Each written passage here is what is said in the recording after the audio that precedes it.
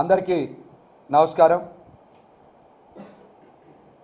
Janasena party అధ్యక్షులు పవన్ కళ్యాణ్ గారు జనసేన పార్టీని ఏ ఎజెండా కోసం స్థాపించారు, అసలు ఆయన ఏ జెండా కోసం పనిచేస్తున్నారో ప్రజలకు సమాధానం చెప్పాలి.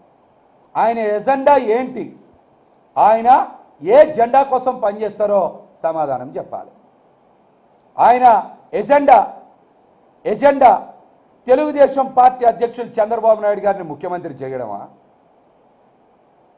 ఆయన జెండా తెలుగుదేశం పార్టీని పైకి తీసుకురావడమా? జనసేన పార్టీని ఎప్పటికీ ఎదగనివ్వకుండా కేవలం చంద్రబాబు నాయుడు గారి పల్లకి మొయ్యడమేనా ఆయన ఎజెండా? దీనికి ఆయన సమాధానం చెప్పాలి. పవన్ కళ్యాణ్ గారి ఎజెండా చంద్రబాబు గారిని ముఖ్యమంత్రి చేయడమేనా? దీనికి ఆయన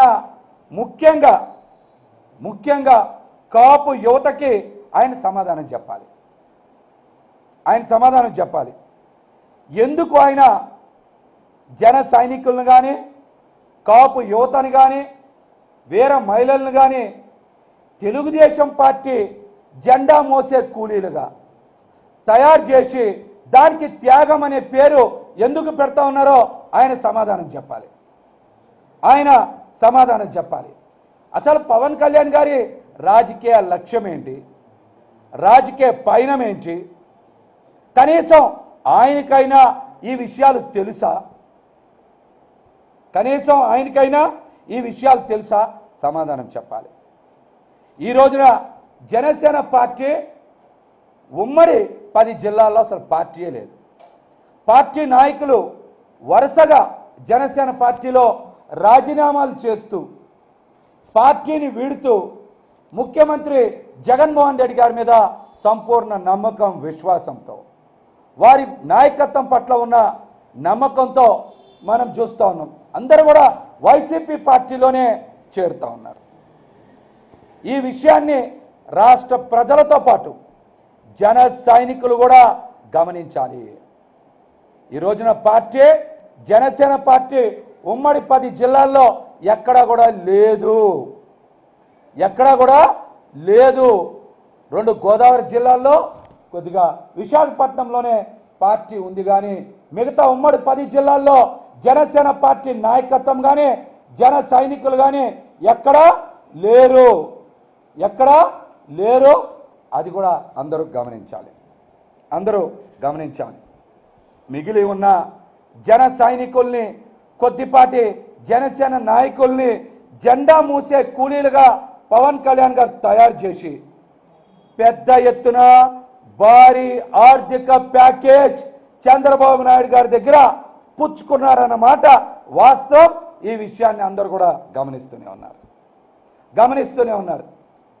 చంద్రబాబు నాయుడు గారు అరెస్ట్ అయిన తర్వాత పవన్ కళ్యాణ్ గారు రాజమండ్రి వెళ్ళి మిలాఖత్ అయిన తరువాత పవన్ కళ్యాణ్ గారు కొన్న ఆస్తులు ఎంత, ఎక్కడెక్కడ కొన్నారు, ఎంత విలువ కొన్నారో పవన్ కళ్యాణ్ గారి రాష్ట్ర ప్రజలకు చెప్పాలి. చెప్పకపోతే కొన్ని ఆస్తుల్ని నేనే బహిర్గతం చేస్తా. కొన్ని విషయాలు నాకు తెలుసు కాబట్టి ఆధారాలతో సహా బయట పెడతా. పవన్ కళ్యాణ్ గారు మిలాఖత్ అయిన తర్వాత 2023లో ఆయన చంద్రబాబు నాయుడు గారిని కలిసి బయటకు వచ్చిన తర్వాత ఆయన కొన్న ఆస్తులు ఎంత, ఆంధ్రప్రదేశ్లో కానీ తెలంగాణలో కానీ కొన్న ఆస్తులు ఎంత, వాటి విలువ ఎంత, ఎక్కడెక్కడ కొన్నారనేటువంటి వాస్తవాల్ని బయట పెట్టాలి. బినామీ పేర్లతో సహా బయట పెట్టాలి. పెట్టకపోతే ఖచ్చితంగా నేను నా దగ్గరున్న ఆధారాలు కొన్నిటిని బయట పెడతానని కూడా ఈ సందర్భంగా తెలియజేస్తా ఉన్నా. పవన్ కళ్యాణ్ గారు పదే నా దగ్గర డబ్బులు లేవంటున్నారు కదా. ఆయన పార్టీ అకౌంట్స్లో ఎంత డబ్బులు ఉన్నాయో చెప్పమనండి. పార్టీ అకౌంట్లో ఎంత డబ్బులు ఉన్నాయో చెప్పమనండి. ఎందుకు ఆ విషయాన్ని బహిర్గతం చేయరు? పార్టీ అకౌంట్స్ని బయట పెట్టాలి కదా, డబ్బులు ఎంత ఉన్నాయో చెప్పాలి కదా, ఎందుకు చెప్పరు? ఎప్పుడు కూడా తీసుకున్న డబ్బులకి ఇంతవరకు లెక్కలు చెప్పరు జనసేన పార్టీలో. నా సేన కోసం నా వంతు అని మీరు వసూలు చేశారు కదా, ఈ అకౌంట్స్ని బయట పెట్టాలి. అదేవిధంగా గతంలో మంగళగిరిలో జనసేన పార్టీ కార్యాలయం కొనుగోలు చేయడానికి డబ్బులు మీకు ఎక్కడి నుంచి వచ్చాయి, ఏ ఖాతాలో నుంచి వచ్చాయి అనేది కూడా మీరు బహిర్గతం చేయాలి. అదేవిధంగా జనసేన పార్టీ ఎలక్ట్రల్ బాండ్స్ ద్వారా సేకరించిన నిధులు ఎంత? 2 కోట్లు, 5 కోట్లు, 10 కోట్లు మీకు ఎంతమంది ఇచ్చారో మీరు బహిర్గతం చేయాలి. ఎలక్ట్రల్ బాండ్స్ ద్వారా సేకరించిన నిధుల్ని బయట పెట్టాలి. దేశంలో అన్ని పార్టీలు కూడా వెబ్సైట్లో బయట పెడుతున్నాయి కదా. కాబట్టి జనసేన పార్టీ అధ్యక్షులు పవన్ కళ్యాణ్ గారు ఎలక్ట్రల్ బాండ్స్ ఇవ్వడం ద్వారా సేకరించిన నిధులు చిన్న అడగట్ల. నేను కూడా మీరు రాష్ట్ర ప్రజలకు చెప్పండి, 2 కోట్లు, 5 కోట్లు, 10 కోట్లు ఇచ్చిన వాళ్ళ వివరాలని బహిర్గతం చేయండి, వెబ్సైట్లో పెట్టండి. ఎన్ని కోట్ల రూపాయలు సేకరించారనేది ఆ వాస్తవాల్ని మీరు బయట పెట్టాలి. రాష్ట్రంలో చాలా పార్టీలు పెడుతున్నాయి, దేశంలో చాలా పార్టీలు పెడుతున్నాయి, వెబ్సైట్లో పెడుతున్నాయి కదా. ఆమ్ ఆద్మీ పార్టీ లాంటి ఎవరు చాలామంది పెడుతున్నారు. అట్లాంటివి మీరు బయట పెట్టండి. అదేవిధంగా కౌలు రైతులు ఆత్మహత్య చేసుకుంటే వాళ్ళకి ఆదుకునేందుకు 3,000 కుటుంబాలకి 1,00,000 రూపాయలు ఇస్తాము, 30 కోట్లు అవుతాయని చెప్పారు. మంచిది. దానికి ఒక సెపరేట్ అకౌంట్ కూడా ఓపెన్ చేసామని చెప్పారు, అది కూడా మంచిదే. మరి కౌలు రైతులకి ఆర్థిక సాయం అందించేందుకు మీరు మొదట 5 కోట్లు ఇచ్చామని చెప్పారు. ఆ తర్వాత విదేశాల్లో ఎంతో కష్టపడి తాము సంపాదించుకున్న సంపాదనని మరి కౌలు రైతులకు అందించాలని జనసేన పార్టీ అభిమానులు, జన సైనికులు సుమారు 15 నుంచి 20 కోట్ల రూపాయలు మీకు ఇచ్చిన మాట వాస్తవమా కాదా? అలాగే చాలామంది మరి కౌలు రైతులకి సాయం చేయడానికి డబ్బులు ఇచ్చారు. ఆ డబ్బులు మొత్తం ఎంత వచ్చాయి? మీరు ఇచ్చింది 7 జిల్లాల్లోనే కదా, మిగతా 6 ఉమ్మడి జిల్లాల్లో ఇంతవరకు ఇవ్వలా. కాబట్టి ఆ ఖాతాలో అంటే కౌలు రైతుల ఖాతాకి వచ్చిన విరాళాలు ఎంత, మీరు ఇచ్చింది ఎంత, ఇంకా ఆ ఖాతాలో ఉన్న డబ్బులు ఎంతో కూడా మీరు సమాధానం చెప్పాలి. మాటికి నేను నిజాయితీ పరుణ్ణి, నేను ట్రాన్స్పరెంట్గా ఉంటా, నేను ఏదైనా సరే అందరి ముందు మాట్లాడతా అని చెప్తున్నారు కదా. ఈ విషయాన్ని కూడా మీరు బహిర్గతం చెయ్యాలి, బయటికి చెప్పాలి.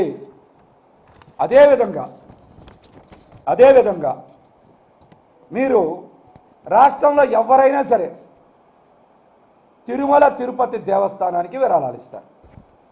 అక్కడికి వెళ్ళి వాళ్ళు విరాళం ఇచ్చి వాళ్ళ యొక్క మొక్కుని చెల్లించుకోవడము, వాళ్ళకున్న నమ్మకాన్ని చూపించడమో చేస్తారు. కానీ రాష్ట్రంలో ఒక్క పవన్ కళ్యాణ్ గారు మాత్రమే దశావతారం టెంపుల్ కాజా దగ్గర ఉంది కదా, అక్కడ మాత్రమే విరాళం ఇస్తారు. ఆయన మాత్రం తిరుమల వెళ్ళి దర్శనం చేసుకుంటారు, తిరుపతిలో బహిరంగ సభలు పెడతారు, సెంటిమెంట్ అని చెప్తారు. కానీ తిరుమల తిరుపతి దేవస్థానానికి మాత్రం ₹1 కూడా విరాళం ఇవ్వరు. కానీ ఆయనకి కాజా సమీపంలో ఉండేటువంటి దశావతారం టెంపుల్ అంటేనే బాగా ప్రేమ, బాగా నమ్మకం. అక్కడ మాత్రమే విరాళం ఎందుకు ఇస్తారో సమాధానం చెప్పాలి. అసలు ఈ విషయం మాకే అర్థం కావట్లా. చాలామంది మీరు కూడా వెళ్తారు కదా, మురళి గారు వెళ్తారుగా, తిరుమల వెళ్తారు, హుండీలో 1000, 2000, 5000 వేస్తారు, మొక్కు చెల్లిస్తారు. కానీ మా పవన్ కళ్యాణ్ గారు తిరుమలలో చెల్లించారు మొక్కులు. అన్నీ ఎక్కడ చెల్లిస్తారు? దశావతారం టెంపుల్ కాజాలో చెల్లిస్తారు మొక్కులన్నీ. దానికి కారణం ఏంటో కూడా పవన్ కళ్యాణ్ గారు సమాధానం చెప్పాలి. ఈ రోజుకి మరి పార్టీలో కొంతమంది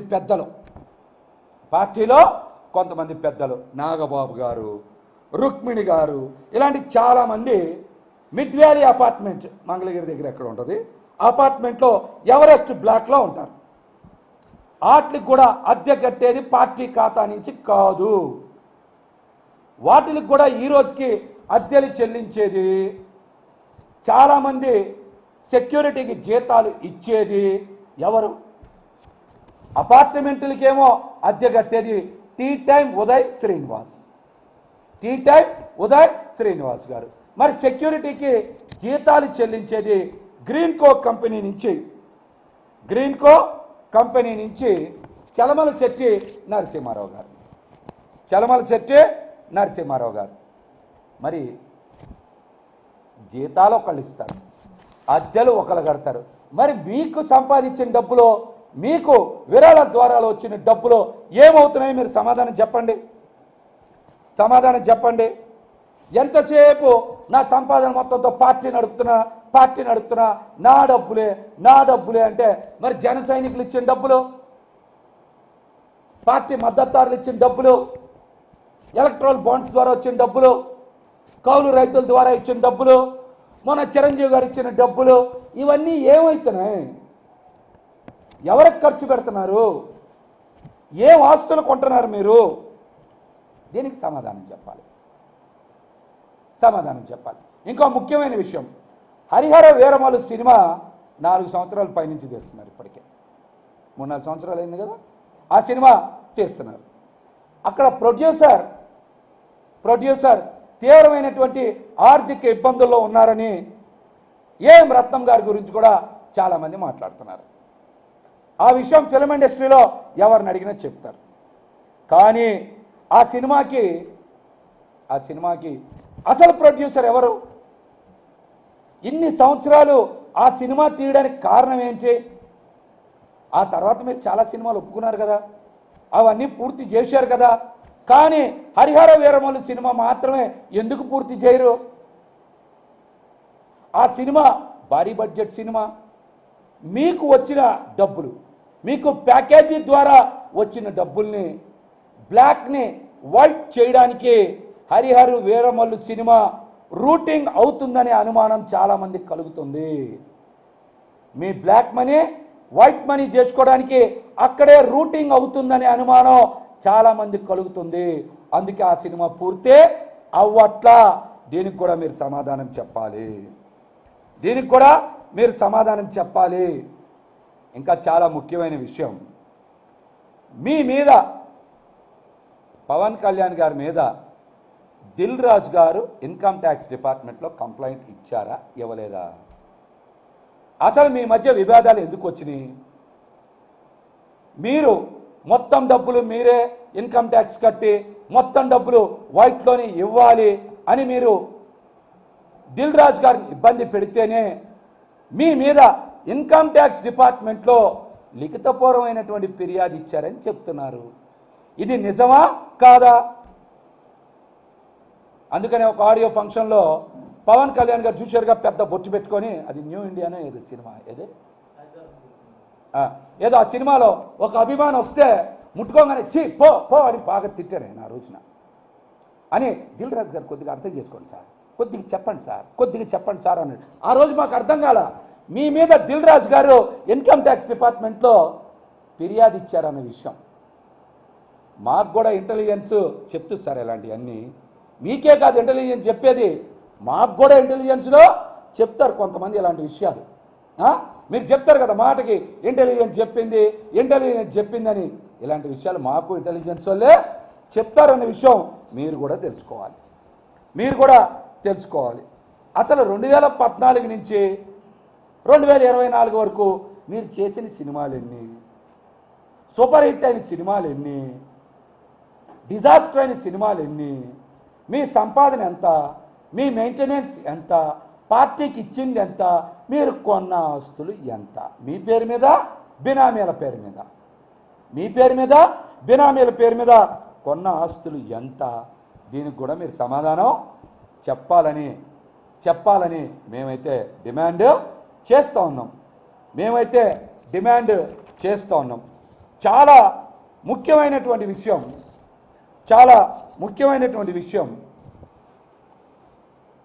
పదే ఫిలిం ఇండస్ట్రీ మా మీదే బతుకుతుంది.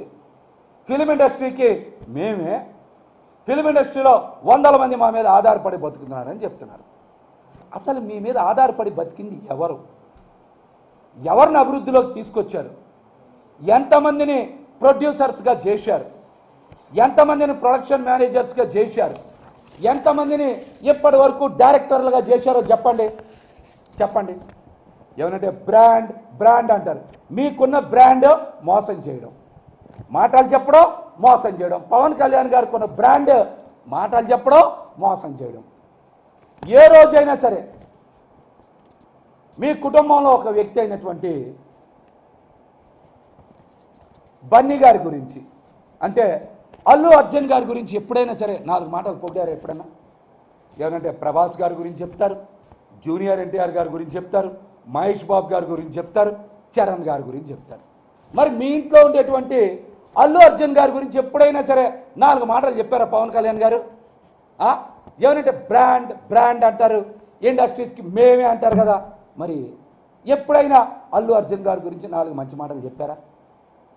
అల్లు అర్జున్ గారు ఒక బ్రాండ్, తెలుసుగా బ్రాండ్ పేరు AA ఉంటుంది. AA Allu Arjun brand.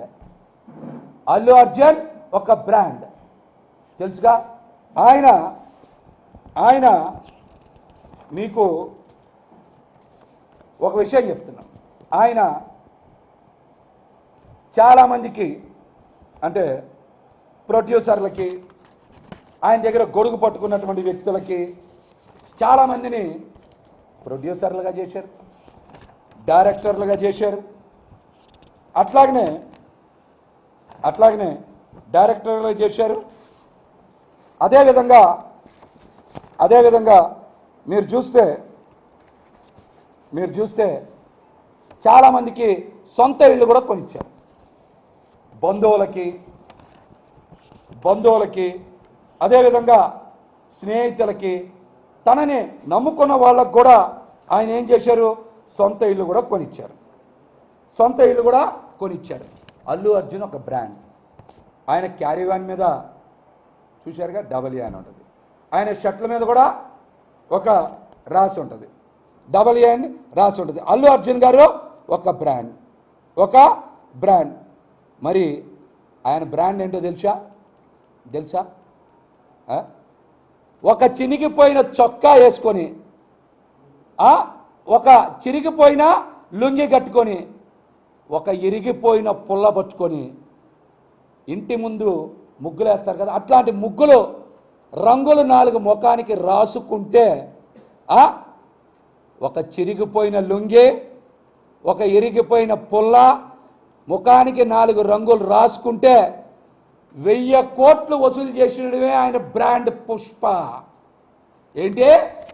పుష్ప. దేశవ్యాప్తంగా కదిలిచ్చింది ఆ సినిమా. అది బ్రాండ్ అంటే, అది ఫిల్మ్ ఇండస్ట్రీని బతికించడం అంటే, మీరు ఎక్కడైనా అట్లాంటివి చేశారా? ఒక మారుతి, ఒక బన్నీ వాసు, అట్లాంటి వాళ్ళు చాలామంది బయటకు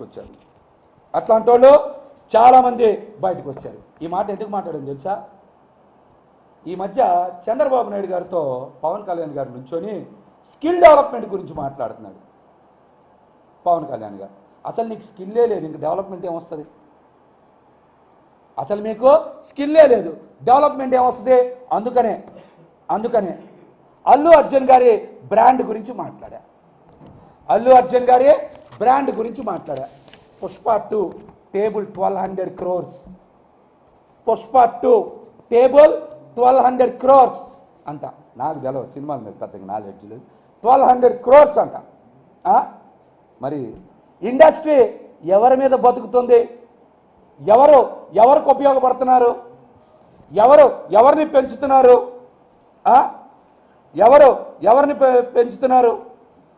ఎవరైనా సరే బన్నీ గారి దగ్గర నేను ఒక 4 పేర్లు చెప్పా. మీ దగ్గర ఇలా పెరిగిన వాళ్ళ పేర్లు చెప్పండి. ఎక్కడైనా సరే ఇట్లాంటి పెరిగిన వాళ్ళ పేరు చెప్పండి. గణేష్ అనే ప్రొడక్షన్ మేనేజర్ గొడుగు పట్టుకున్న వ్యక్తి గణేష్ని ప్రొడక్షన్ మేనేజర్ చేశారు బన్నీ గారు. ఇట్లాంటి ఏమైనా మీ దగ్గర ఉంటే చెప్పండి. ఆఖరికి మీ దగ్గరుండే తిరుపతి సీనుకు కూడా ఏం చేయలేదు కదా మీరు, పవన్ కళ్యాణ్ గారు ఏం చేయలేదు కదా. మరి మీరు మీరు బ్రాండ్ అని చెప్తారు, ఫిలిం ఇండస్ట్రీకి మేమే దిక్కు అని చెప్తారు.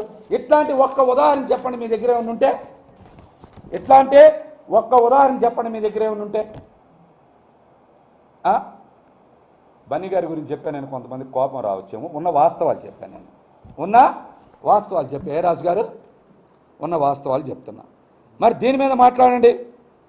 ఈ మధ్య ఇంకో గొప్ప విచిత్రం జరిగింది. ఏంటో తెలుసా? అది జనసేన పార్టీ అసెంబ్లీ పార్లమెంట్ అభ్యర్థులకి తెలుగుదేశం పార్టీ కార్యాలయం నుంచి చంద్రబాబు నాయుడు గారు టెలికాన్ఫరెన్స్ నిర్వహించారు. అర్థమైందిగా మురళి గారు? ఎవరు నిర్వహించాలి? పవన్ కళ్యాణ్ గారు జనసేన పార్టీ కార్యాలయం నిర్వహించాలి. కానీ పవన్ కళ్యాణ్ గారు, నేను మొన్నే చెప్పా, ఈ పార్టీ ఏదో ఒక రోజు అంటే ఒక 12 నెలల కాలంలో తెలుగుదేశం పార్టీలో కలిసిపోతుందని చెప్పా. నేను చెప్పి వారం రోజులు 10 రోజులు కూడా కాకముందే జనసేన పార్టీ తరపున పోటీ చేస్తున్న వాళ్ళు కూడా 11 మంది తెలుగుదేశం పార్టీ ఇతర పార్టీ నాయకులు అని చెప్పా.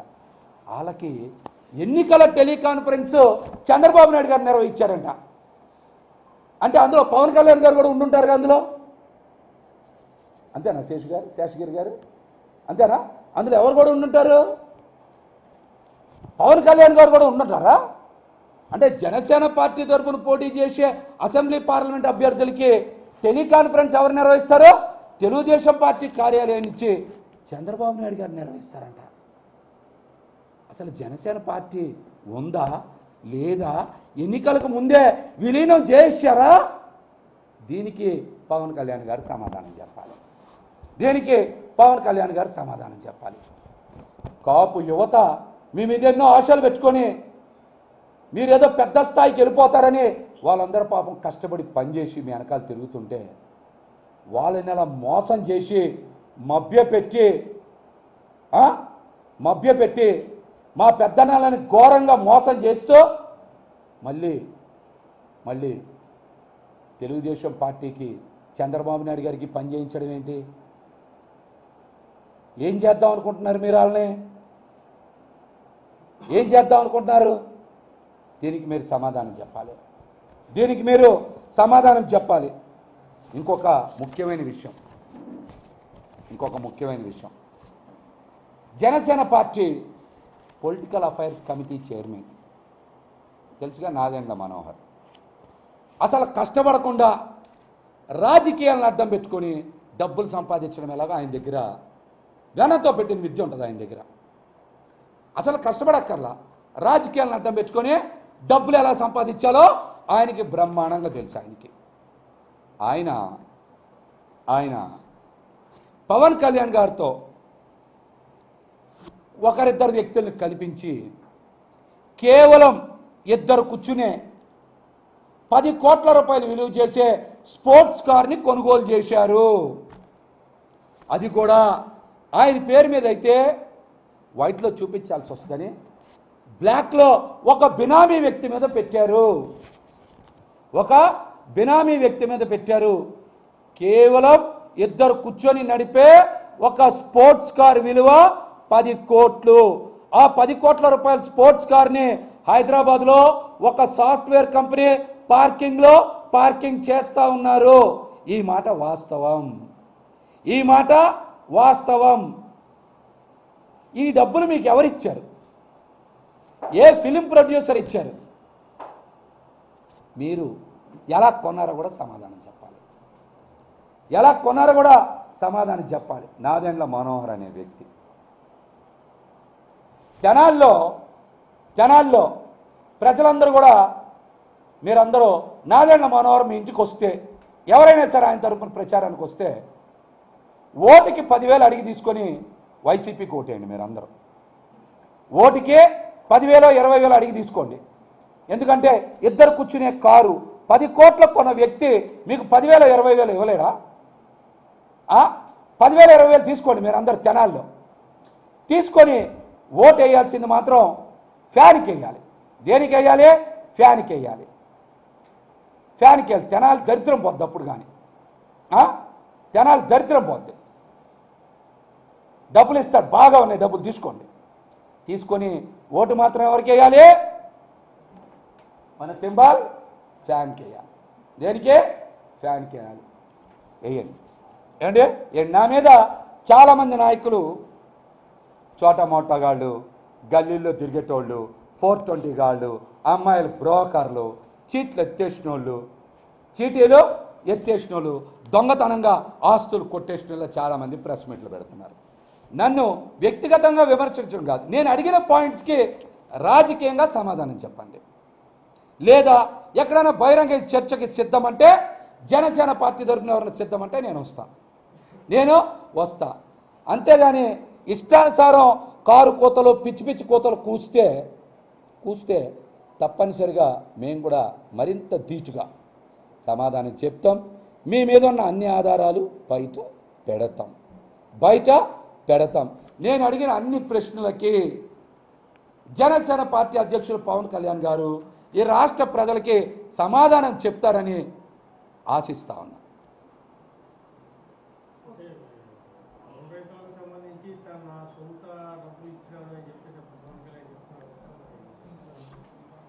అది పచ్చి అబద్ధం. విదేశాల్లో ఉండేటువంటి జనసేన పార్టీ మద్దతుదారులు, జన సైనికులు, భారతదేశం మొదలు అక్కడ ఉండి ఎంతో కష్టపడి ఈయనేదో సేవ చేస్తున్నారని నమ్మి మోసపోయి 15 నుంచి 20 కోట్ల రూపాయలు డబ్బులు పంపించారు.